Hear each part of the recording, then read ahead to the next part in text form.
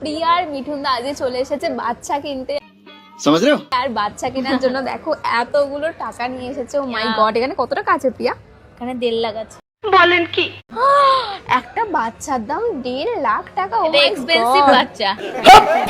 এত কম বয়স না, বাচ্চাটাকে পরে দেখা যাচ্ছে পরের ভিডিওতে। বয়ফ্রেন্ড খুবই লাকি যে এরকম একটা বাচ্চা ওকে গিফট করছে। পাগল নাকি কোথায় কি বলতে হয় সেটাও জানে না। বেচারা এখান দিয়ে না, प्यारी समझ गई। ও নরমালে সুটিয়ে লাল করে দেবো, নোংরামি বার করে দেবো। ফাইনালি ক্যাশ টাকা দিয়ে বাচ্চা নিয়ে নিয়েছে। মিঠুন দা, নিয়ে আসো বাচ্চাটাকে, নিয়ে আসো, আসো আসো আসো। ও মা কি কিউট, अभी मैं गाली नहीं दे सकता। কি সুন্দর দেখতে সেম হয়েছে। তোর বাচ্চার মতনই। আমার বাচ্চাটা আর ওর বাচ্চা, ইমা আমাদের সেম সেম বাচ্চা কি করে হয়ে গেল? कैसे कैसे लोग रहते हैं यार यहाँ पर। কোনো গন্ডগোল নেই তো? হ্যাঁ, গন্ডগোল। মিঠুনও মেয়ে হয়ে গেল।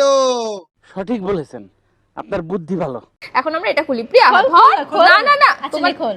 চলো 1 2 3 ইয়ে! কংগ্রাচুলেশন, তোমরা বাচ্চার বাবা হয়ে গেছো।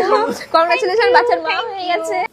মানে কি বলবো, যাই হোক। আচ্ছা, এই কেটেছো তো? নাড়িটা কেটেছো? নাড়িটা কোথায়? এই যে নাড়িটার উপরে বসে পড়েছে। এই যে বাচ্চার পেছনে না একটা নাড়ি থাকে।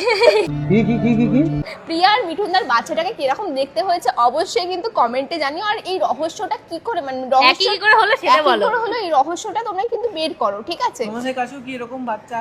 সুমিকে হালকা করে চেটে দিল। থ্যাঙ্কস।